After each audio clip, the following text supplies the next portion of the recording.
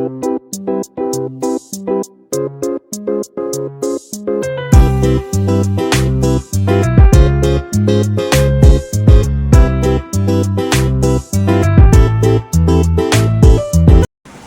Kitchen मध्ये नमस्ते। आजची recipe आहे कच्च्या कैरीची चटणी। तर या गरमीच्या दिवसात काहीतरी साईड डिश म्हणून कच्च्या कैरीची चटणी आहे। तर इथे मी एक कैरी घेतलेली आहे। ती कैरीला आहे ना साल काढून घ्यायची, पूर्णपणे ही अशी छान अशी साल काढायची आणि ही साईड डिश म्हणून आणि जिभेला चव आणणारी ही एक नंबर चटणी लागते आणि खूप लवकर वेळात बनते आणि खूप साध्या पद्धतीची आहे। तर इथे पहा, पूर्णपणे अशी सालं काढून घ्यायची आणि कैरी घेताना आहे ना एकदम अशी कडक पाहिजे, पिकलेली नको आहे, कारण चटणी आहे ना छान टिकली पाहिजे 8 दिवस आणि टेस्ट पण खूप छान येतो। आणि जर कैरी अशी पिकलेली असली ना तर चटणी छान अशी होत नाही, एकदम अशी पिवली असली का ती जास्त सॉफ्ट असते।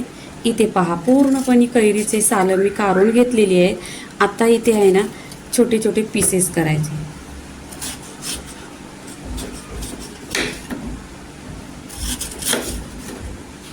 तुम्हाला हे ते कैरीचे पीस आहे ना छोटे करायचे आहे, ते छोटे छोटे करून घ्या, नाही ते एकदम असं मोठे घेतले तरी पण चालेल।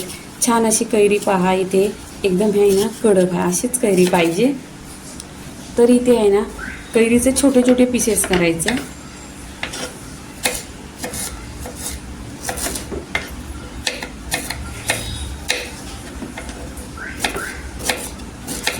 आणि ही कैरी आहे ना इथे तुम्हाला जर पूर्ण एक घ्यायचा असला, हा कच्चा आंबा आहे तो एक घ्यायचा असेल तर एक घ्या, नाहीतर तुम्ही अर्धा घेतल्यातलं तरी चालेल। कोणाला जास्त आंबट आवडतं, कोणाला कमी आवडतं, तुमच्यावरती डिफरंट आहे। मी इथे पूर्णपणे एक कैरी घेतलेली आहे। ही एक कैरी आहे वजनाने 250 ग्राम आहे, ही पूर्णपणे घेतलेली आहे। ह्याच्याबरोबर लागणारी सामग्री तुम्हाला मी दाखवते आहे की या कैरीच्या चटणीला आहे ना काय काय लागतं। इथे सामग्री चटणीची आहे, 2 ते 3 हिरव्या मिरच्या आहेत कट करून घेतलेल्या, इथे एक कैरी आहे, इथे लसणीचे पाकळ्या घेतलेल्या आहेत, चवीनुसार मीठ आहे, इथे सुकं खोबरं आहे छान असं किसून घेतलेलं आहे, इथे कोथिंबीर आहे आणि इथे जिरा आहे। आता इथे आहे ना आपण मिक्सरचं भांडं घ्यायचं।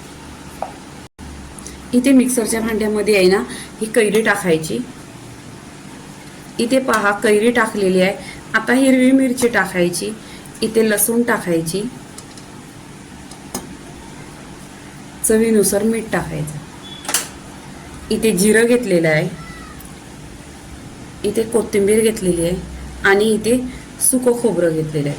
हे पूर्णपणे आहे ना छान असं पिसून घ्यायचं, जसं शेंगदाण्याचं कूट करता असंच। तुम्हाला वाटलं कोरडं आहे तरच पाणी टाकायचं, नाही तर असंच पाणी नाही टाकायचं, असंच पिसून घ्यायचं। इथे पहा छान अशी मिक्सरला चटणी वाटलेली आहे, एकदम दरदरी आहे। इथे पहा आता आहे ना ही एकदम छान आपल्याला खायला जेवणाबरोबर साईड डिश म्हणून डाळ भात वरण बनवलं त्याच्याबरोबर। आता इथे आहे ना प्लेटमध्ये काढून घ्यायची।